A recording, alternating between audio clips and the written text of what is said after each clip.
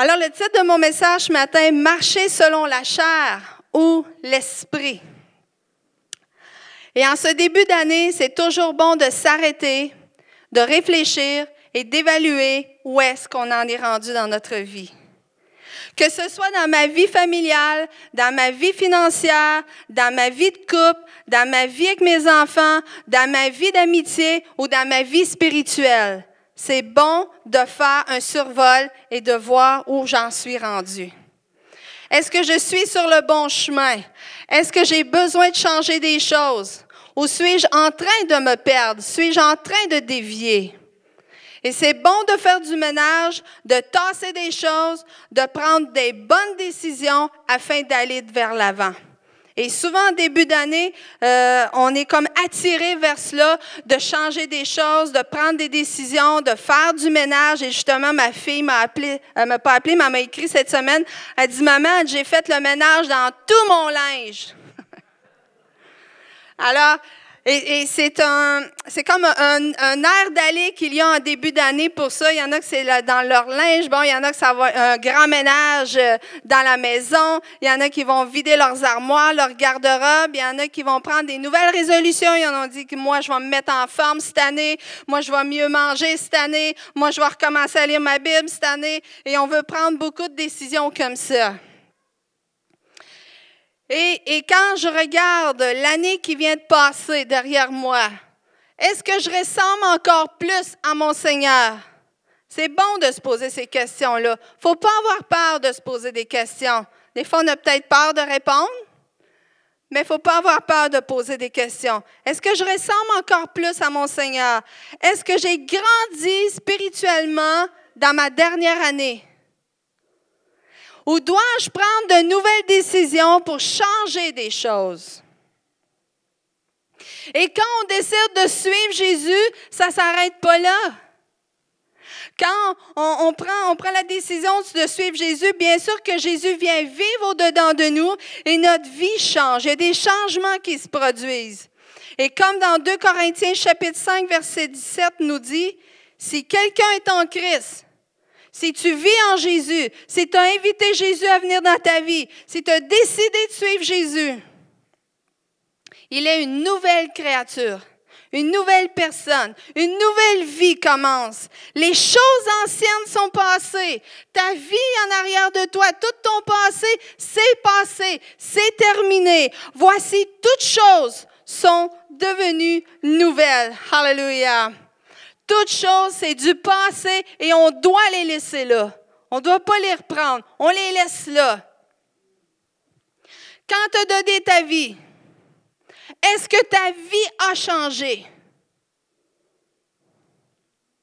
Parce que ça dit que si on vient de lire que si quelqu'un est en Christ, il est une nouvelle créature. Les choses anciennes sont passées et maintenant toutes choses sont devenues nouvelles. Est-ce que ta vie a changé? Est-ce qu'on voit le changement dans ta vie?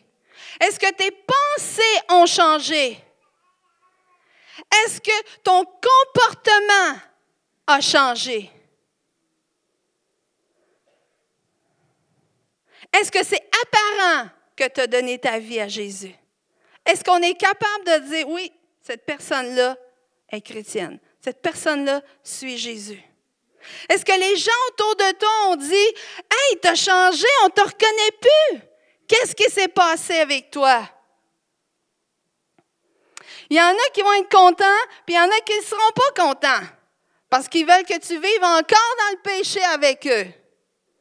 Vous allez avoir toutes sortes de réactions. Il y en a, j'ai déjà entendu, il y en a qui ont dit à leurs enfants qui avaient donné leur vie au Seigneur, « J'aimais mieux quand tu étais dans la drogue. » Ça, c'est triste d'entendre ça. J'aimais mieux comme tu étais avant. J'aimais mieux te voir arriver dans la drague, que te voir suivre Jésus. C'est triste d'entendre ça. C'est une décision qui est très importante de suivre Jésus. Mais quand je décide de suivre Jésus, ça veut dire que j'ai décidé de changer de vie.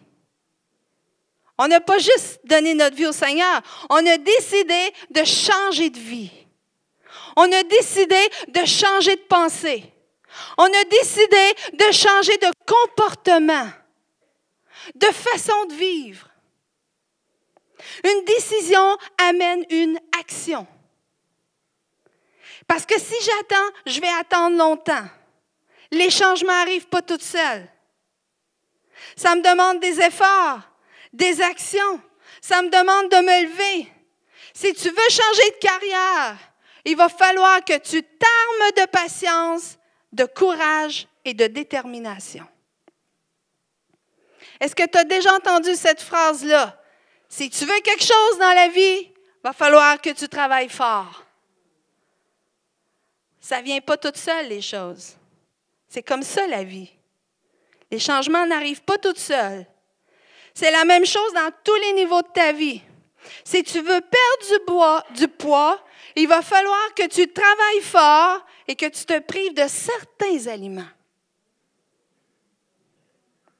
Si tu veux être fort et musclé, il va falloir que tu travailles fort et que tu t'entraînes. Parce que si tu regardes tes muscles, puis tu dis, là, j'ai décidé d'être fort, puis tu regardes tes muscles, puis que tu attends qu'ils grossissent, ils ne grossiront pas tout seuls. Il va falloir que tu travailles fort, puis que tu t'entraînes. Il va falloir que tu te lèves de bonne heure.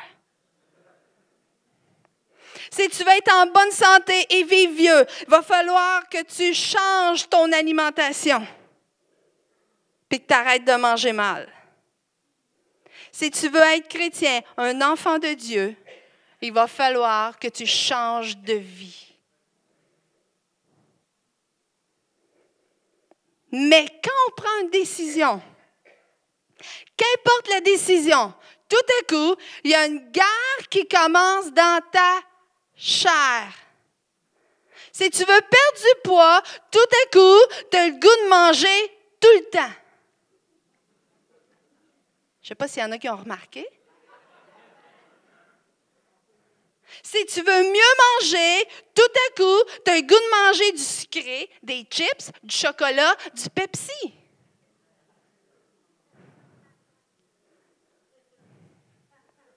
Si tu veux t'entraîner, tout à coup, tu n'as plus le goût, tu es fatigué, tu n'as pas le goût d'y aller, tu es trop fatigué pour t'entraîner. Si moi je te dis tu devrais manger des fruits et des légumes, c'est bon pour la santé. Ta chair va te dire « Ah ouais, je le sais, faudra bien. »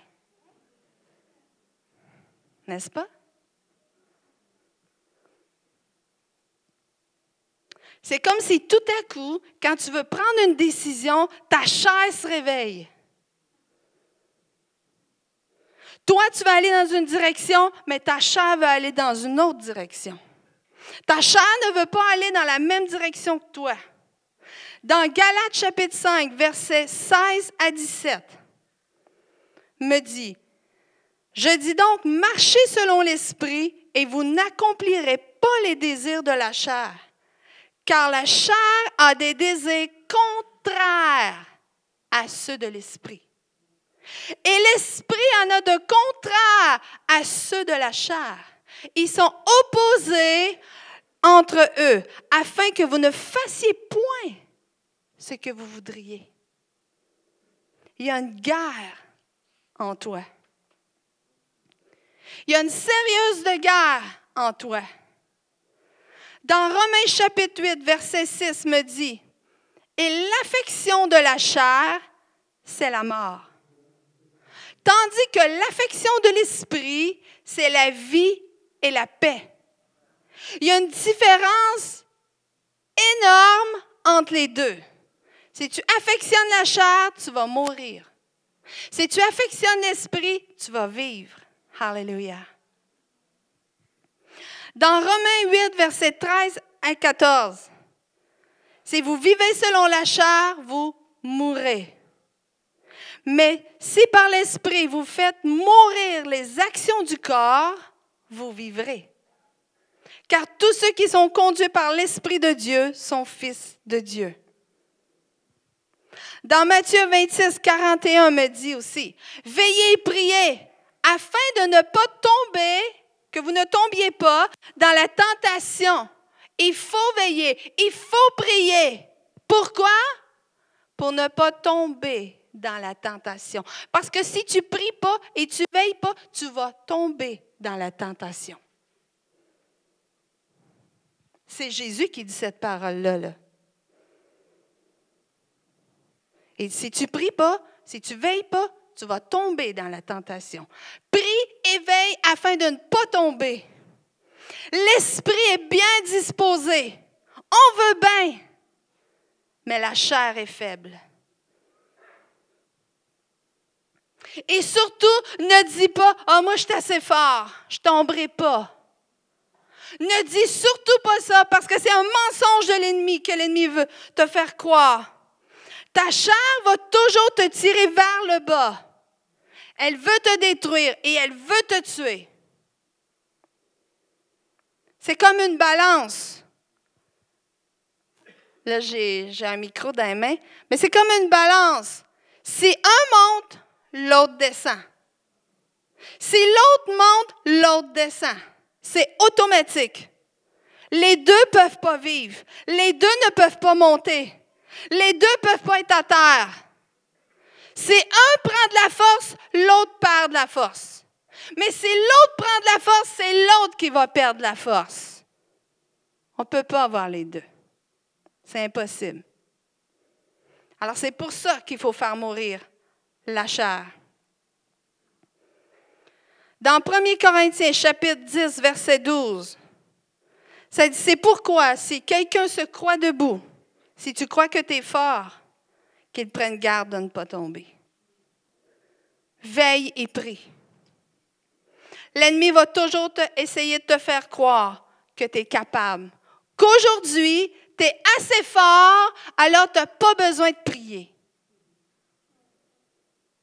Mensonge. Tu ne seras jamais assez fort pour ne pas prier. Jamais.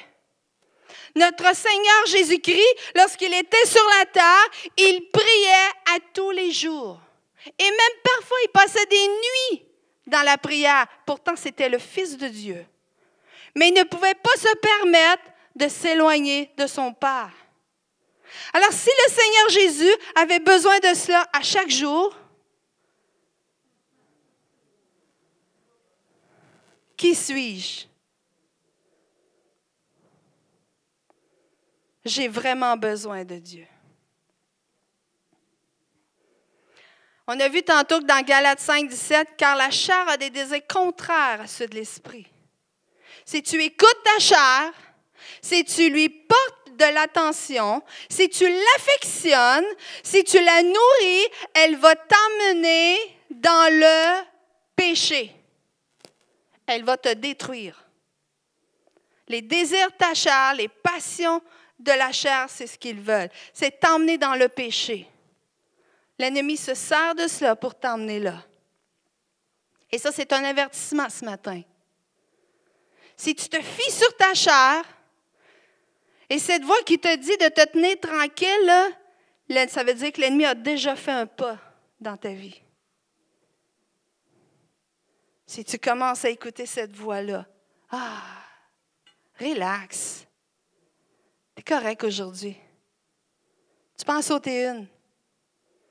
J'ai une petite histoire pour vous. Je sais qu'elle a déjà été racontée, mais je trouve que c'est le moment idéal ce matin. C'est un grand-père indien qui raconte une petite leçon de vie à son petit-fils. Un grand-père indien, et il dit à son fils, il dit, « Mon fils, la bataille a lieu entre deux loups qui vivent en chacun de nous. L'un s'appelle malheur. Il incarne ou représente la peur, l'inquiétude, la colère, la jalousie, le regret, l'apitoiement sur soi, le ressentiment et les sentiments d'infériorité. L'autre s'appelle bonheur. Il incarne, représente la joie, la paix, l'amour, l'espoir, la sérénité, la gentillesse, la générosité, la vérité et la compassion. » Et le petit-fils, il a réfléchi pendant un moment. Et puis, il a demandé à son grand-père, il dit, « Grand-père, quel loup gagne? » Et le vieil Indien lui répondit simplement, « Celui que tu nourris. »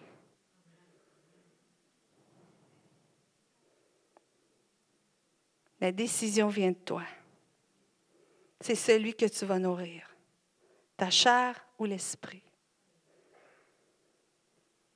Si tu nourris ta chair, elle vivra et te tuera. Si tu nourris l'esprit, elle vivra et tu vivras. Alléluia. Alléluia. Alléluia. Tu dois crucifier ta chair, la faire mourir et surtout ne pas la nourrir. Quand ça commence à venir en dedans de toi, ne nourris pas ses pensées. Ne nourris pas ses pensées. Tout de suite, arrête ça. Quand la Bible parle de la chair, elle ne parle pas de ton corps. Dieu t'a donné un corps et tu dois en prendre soin. Quand la parole de Dieu nous dit de crucifier la chair, elle ne dit pas de te crucifier et de mourir physiquement. Mais quand elle parle de la chair, elle parle, c'est au niveau spirituel, c'est au niveau de ta chair, les désirs qui sont là dedans de toi.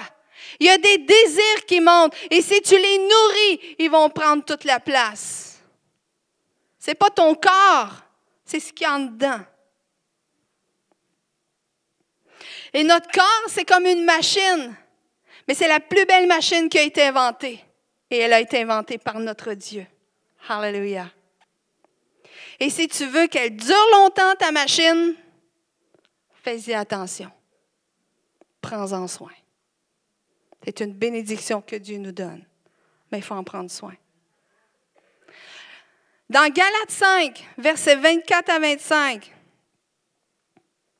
ceux qui sont à Jésus-Christ ont crucifié la chair avec ses passions et ses désirs. Si nous vivons par l'Esprit, marchons aussi selon l'Esprit. Quels sont les désirs et les passions de la chair? Est-ce qu'on peut en nommer un peu ce matin? Ça fait peur, hein? Dans Galates chapitre 5, versets 19 à 21, et ça c'est un peu, c'est quelques-uns. Si vous fouillez dans la parole de Dieu, il y en a beaucoup. Ça dit, tout le monde voit bien ce qui procède de l'homme livré à lui-même. L'immoralité, les pratiques dégradantes et la débauche. Ici, on parle de tout péché sexuel, de perversion, on parle de masturbation, de fornication, on parle de déviation sexuelle, de pornographie. L'adoration des idoles. Ici, on parle de toute d'adoration d'idoles, de ceux qui croient, qui mettent leur foi dans des idoles, que ce soit des crucifix, des chapelets, des idoles. Ils mettent leur foi dans des idoles, dans des choses construites par les mains d'hommes.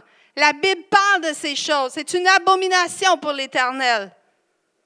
Jésus n'est plus sur la croix, il est ressuscité, il est vivant, il est au ciel maintenant et il vit dans nos vies. Alléluia. De magie.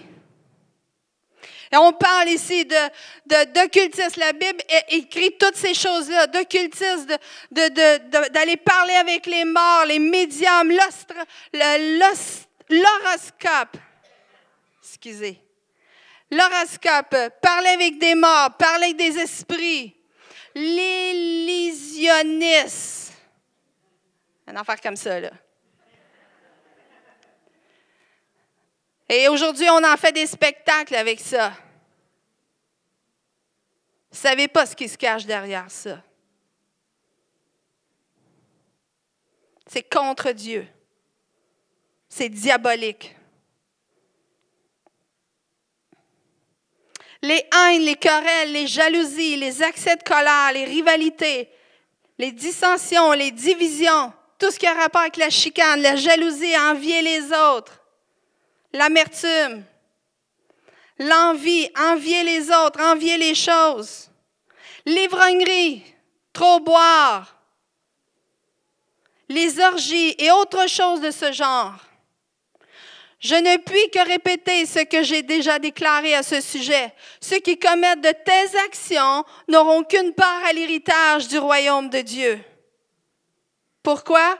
parce que ces choses-là sortent des désirs, des passions à l'intérieur et elles vont te tuer. Elles vont te faire mourir. Et quand on parle de mourir ou de vivre, on parle spirituellement, ta vie spirituelle. Dieu ne veut pas que ses enfants vivent dans ces choses-là. Et ce n'est pas parce que Dieu veut te priver de quelque chose. Au contraire, Dieu veut te garder, veut te protéger de choses. Et ça me fait penser à Ève, Adam et Ève, lorsqu'ils étaient dans le jardin et que Dieu avait dit de ne pas toucher à l'arbre du bien et du mal. Et Satan est venu, il dit, « Ah, t'es-tu sûr? Tu sais, ça va ouvrir tes yeux. Tu vas faire la différence entre le bien et le mal. » Savez-vous que Ève ne savait pas c'était quoi le mal? Ça n'existait pas dans ce temps-là. Et pour elle, c'est quoi? C'est quoi ça? Je veux connaître ça. Est-ce que Dieu me cache quelque chose? Et Ève a touché. Et elle s'est brûlée. Et Dieu, lorsqu'il, dans sa parole, il nous avertit de certaines choses, de ne pas toucher à certaines choses, de ne pas aller là-dedans. Ce n'est pas parce qu'il ne t'aime pas, ce n'est pas parce qu'il veut te priver de quelque chose, mais il sait qu'au bout de ça, tu vas mourir. Et il veut te protéger parce qu'il t'aime. Et vous avez fait toute la même chose avec vos enfants. Touche pas, tu vas te brûler. Traverse pas la rue, tu vas te faire écraser. Fais pas ci, fais pas ça, tu vas te blesser. Pourquoi on faisait ça? On voulait les protéger, on voulait les sauvegarder de certains malheurs. Il y en a qui y vont quand même, ils se brûlent. Mais c'est parce qu'on les aime. C'est pas parce qu'on veut leur priver de quelque chose. Là. Hey, y a-t-il de quoi dans le feu là, que je connais pas? Là? C'est quoi ça, le feu, tu sais, pour un enfant? Mais nous, on sait que c'est dangereux. Et la parole de Dieu, tout ce que Dieu nous dit, les avertissements, Dieu sait que c'est dangereux. Et il sait que ça va te faire mourir. Ça va t'éloigner de Dieu. Dans Jean 10, nous dit, le voleur ne vient que pour dérober, égorger et détruire. Moi, je suis venu afin que les brebis aient la vie et qu'elles soient dans l'abondance. L'ennemi cherche à te détruire. Mais Jésus veut te donner la vie en abondance. Alléluia. Et Dieu nous montre le chemin au travers de sa parole afin que tu aies la vie. Il te donne la recette. Mais si tu ne suis pas la recette, tu vas mourir. Mais si tu suis la recette, tu vas vivre. Alléluia. Alléluia. Il faut que tu te battes avec ta chair. Bats-toi. Tu n'as pas le choix de te battre. Sinon, c'est elle qui va te battre. Dans Jacques 4, verset 1, nous dit, d'où proviennent les conflits et les querelles entre nous, entre vous? N'est-ce pas des désirs égoïstes qui combattent sans cesse en vous? Ça combat dans nous. Il y a une guerre spirituelle au-dedans de nous. La chair contre l'esprit. Et il faut régler ces choses-là. Et je me souviens que quand on a eu notre crise de couple, Guy et moi, quand mes pensées ont commencé à vagabonder, ma chair, j'ai commencé à nourrir ma chair.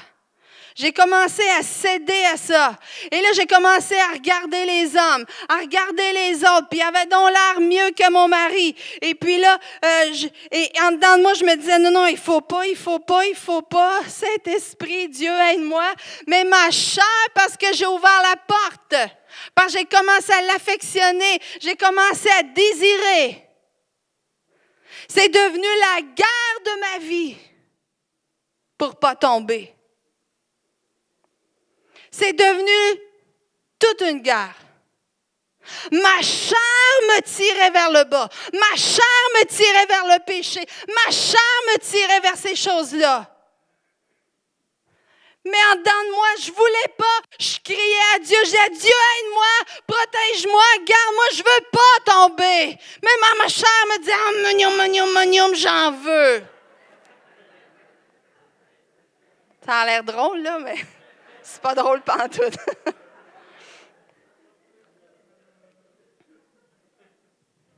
Mais ça a été un combat, le combat de ma vie, celui-là. Et j'ai combattu. J'ai combattu contre ma chair. J'ai combattu contre mes désirs en dedans de moi qui étaient rendus trop grands. Et c'est ça qui arrive. Quand tu affectionnes ta chair, quand tu en prends, tu t'en occupes puis tu nourris ces pensées-là, ta chair grandit, prend de plus en plus de place en toi et ça devient un géant dans ta vie. Et là, comment tu vas combattre ce géant-là? Il est tellement plus grand que toi, il est tellement plus gros que toi. Et là, tous les soirs, je pleurais devant Dieu, puis je criais à Dieu, je suppliais à Dieu qu'il me délivre. Ma chair ne voulait pas être délivrée. Et je le sentais tellement, ce combat-là, en dedans de moi. Je vous le dis, je voulais tellement sauter à la clôture. Puis je disais, non, je veux pas. Alléluia, mais Dieu m'a gardé, Dieu m'a protégé, Dieu m'a libéré complètement. Mais je veux te dire ce matin, si Dieu t'a libéré de quelque chose, veille et prie. Je ne peux pas donner un pouce à l'ennemi à ce sujet-là, parce qu'il va prendre mon bras. Hein, on dit ça, cette expression-là, si tu donnes un pouce, il prend un pied. C'est exactement ce que l'ennemi fait. Je ne peux pas lui donner un pouce. Je dois veiller, je dois prier à ce sujet-là. Si Dieu t'a libéré de la drogue, veille et prie. Ne lui donne pas un pouce. Si Dieu t'a libéré de la boisson, veille et prie. Ne donne pas un pouce. Et l'ennemi attend juste ça, que tu donnes un pouce, pour t'attraper le bras. L'ennemi sait où est-ce qu'il manque. Il a passé tellement proche de t'avoir. Et il va toujours te checker à ce niveau-là. Veille et prie. Éloigne-toi. Éloigne-toi de ce que Dieu t'a libéré. Éloigne-toi. Bats-toi contre ta chair. Dis non, tu n'iras pas. Lynn, tu n'iras pas là. Tu veux y aller, mais tu n'iras pas, Lynn. Non. Dans le nom de Jésus. Alléluia. Mais Dieu est bon, Dieu est grand. Dieu nous garde. Alléluia. Dieu nous donne la force de vaincre l'ennemi. Alléluia. Comment on marche par l'Esprit de Dieu? Dans Galates 5, verset 16, nous dit, « Je vous dis donc ceci, laissez le Saint-Esprit diriger votre vie, et vous n'obéirez pas aux désirs qui animent l'homme livré à lui-même. Si tu restes près de Dieu, si tu restes proche de Dieu, si tu laisses l'Esprit de Dieu prendre toute la place, les désirs au-dedans de toi, les désirs de la chair vont mourir. » Alléluia. Ils vont mourir. C'est de cette façon-là qu'on combat cette chose-là. On doit s'approcher de Dieu et rester tout près de Dieu. Alléluia. Dans 1 Jean, chapitre 2, versets 15 à 16. « N'aimez point le monde, ni les choses qui sont dans le monde. Si quelqu'un aime le monde, l'amour du Père n'est point en lui. Car tout ce qui est dans le monde, la convoitise de la chair, la convoitise des yeux et l'orgueil de la vie ne vient point du Père, mais vient du monde. » Est-ce que tu es encore attiré aux choses du monde? Est-ce que les choses du monde attirent ton cœur? Dans 1 Pierre, chapitre 2, verset 11. « Bien-aimés, je vous exhorte comme étrangers et voyageurs sur la terre. » On est là juste pour un temps. Ça vaut la peine, le combat. À vous abstenir des convoitises charnelles qui font la guerre à l'âme. Alors, si tu te demandes ce qui se passe au-dedans de toi, la Bible en parle partout. La guerre dans l'âme.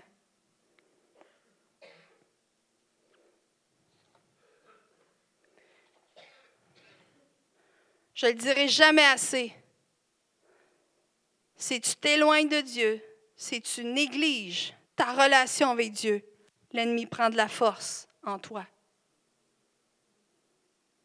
On doit rester fusionné avec Dieu, tout près de Dieu. Alléluia. Et le Saint-Esprit va venir diriger ta vie. Vivre par l'Esprit, marcher par l'Esprit. Qu'est-ce que c'est? Ça veut dire obéissance à Dieu. C'est très simple. Marcher par l'Esprit, c'est obéir à Dieu. Marcher par la chair, c'est désobéir à Dieu. C'est pas compliqué. Alléluia. Et je vais vous donner un truc ici. Il y a les désirs de la chair, puis il y a les désirs de l'esprit. Mais c'est seulement celui que tu nourris qui va vivre. Si tu arrêtes de nourrir les désirs de la chair volontairement, elles finiront par mourir. Dans Jean chapitre 3, verset 30, nous dit, « Il faut qu'il croisse, il faut que Jésus grandisse en moi et que moi je diminue. » Quand le grain meurt et sèche dans la terre, quand vous semez des graines dans la terre et qu'elles meurent, qu'elles sèchent, alors c'est seulement à ce moment-là qu'il va pousser une tige, qui va pousser. La vie va prendre place, mais le grain doit mourir. Le grain doit mourir. Mais s'il meurt, il y a une nouvelle vie qui va commencer à pousser. La plante va grandir et les fruits vont arriver. Et ça, on appelle ça la nouvelle naissance. On appelle ça la vie chrétienne. On appelle ça la vie en Jésus-Christ. Alléluia. Ta vie passée doit mourir. Tes désirs de la chair doivent mourir afin qu'il y ait une vie nouvelle qui pousse en toi, qui grandisse en toi, qui prenne place en toi. Alléluia. Alléluia. Et vous savez, de mourir ne veut pas dire qu'on ne fait plus rien. Ah, on ne peut plus rien faire. Non, c'est une vie qui est pleine d'action. C'est une vie qui est excitante parce qu'elle va être remplie de la puissance de Dieu. Alléluia. Si tu es rempli du Saint-Esprit, tu vas voir Dieu agir. Tu vas voir la puissance de Dieu dans ta vie. Alléluia. Et ça, c'est beaucoup plus excitant que la vie dans le monde. Parce que la vie dans le monde va t'emmener dans la dépression, dans la défaite, dans l'adultère, va t'emmener dans plein de choses qui vont te détruire. Mais dans la vie de Dieu, alléluia, il y a une vie remplie de puissance de Dieu. Dans Galates 2, chapitre 2, verset 20, dit, « Ce n'est plus moi qui vis, c'est le Christ qui vit en moi. » Alléluia. Ma vie en tant qu'homme ou femme, je la vis maintenant dans la foi au Fils de Dieu, qui par amour pour moi s'est livré à la mort à ma place. Si tes passions et les désirs qui sont dans ton cœur t'éloignent de Dieu, t'éloignent de ta relation avec Dieu, t'éloignent de l'Église, t'éloignent de tes frères et sœurs, alors ça veut dire que ces désirs-là, ces passions-là sont diaboliques. Elles veulent te voler la vie. Et je te pose cette question ce matin. Qu'est-ce qui te fait la guerre? Qu'est-ce qui fait la guerre dans ton cœur? Trouve ce qui fait la guerre et détruis-les. Mets le feu. Pile dessus. Écrase. Il faut que ça meure. Parce que tant que tu ne prendras pas la décision d'abandonner ces choses-là, de faire mourir ces choses-là, elles vont vivre. Et on ne veut pas que ça vive. On veut que l'Esprit de Dieu prenne toute la place. Alléluia. C'est ce qu'on veut ce matin, n'est-ce pas? On veut que l'Esprit de Dieu prenne toute la place. Mais les choses qui font la guerre dans notre âme, on doit les détruire. Les deux ne peuvent pas vivre. Un seul doit vivre et l'autre doit mourir. Tant que vous allez en faire vivre deux, vous allez être malheureux. Il faut qu'un vive et l'autre meure. Mais lequel nourriras-tu? Alléluia. Je vais inviter les musiciens, s'il vous plaît, à vous approcher. Juste commencer à jouer très doucement. Alléluia. Et ce matin, je veux faire un appel. Et je veux te poser cette question ce matin. Est-ce que c'est ta chair ou l'Esprit de Dieu qui vit? Est-ce que ta vieille vie a été enterrée? A-t-il vraiment eu un changement dans ta vie? Et je sais qu'on n'est pas parfait, personne. Et on a tous quelque chose à faire mourir au-dedans de nous. On a tous quelque chose, la chair tire sur un bord pour quelque chose dans notre vie. Puis c'est à différents domaines de notre vie. Mais on doit faire mourir ces choses-là. On vit toutes ces choses-là. Mais est-ce que tu veux que ça meure?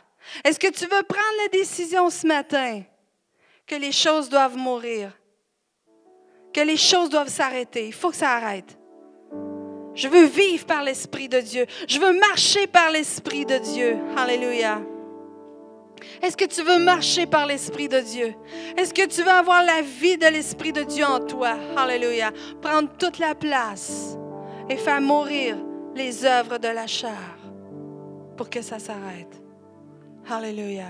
Pour avoir la victoire. Tu sais, si tu fais les mêmes choses que tu as toujours fait, rien ne va changer. Tu vas toujours avoir les mêmes résultats.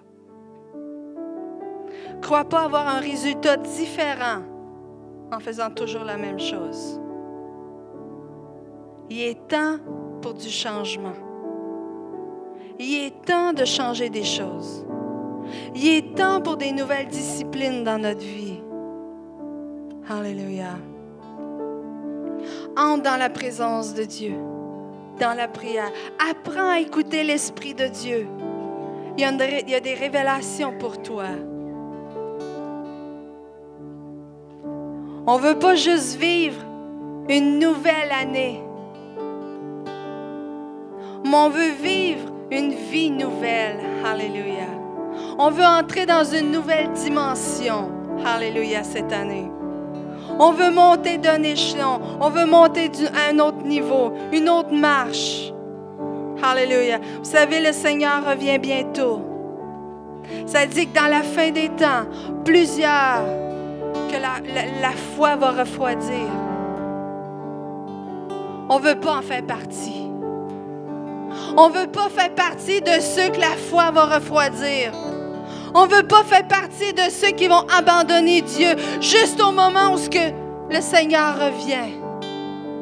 On est rendu à un moment qu'il faut retrousser les manches.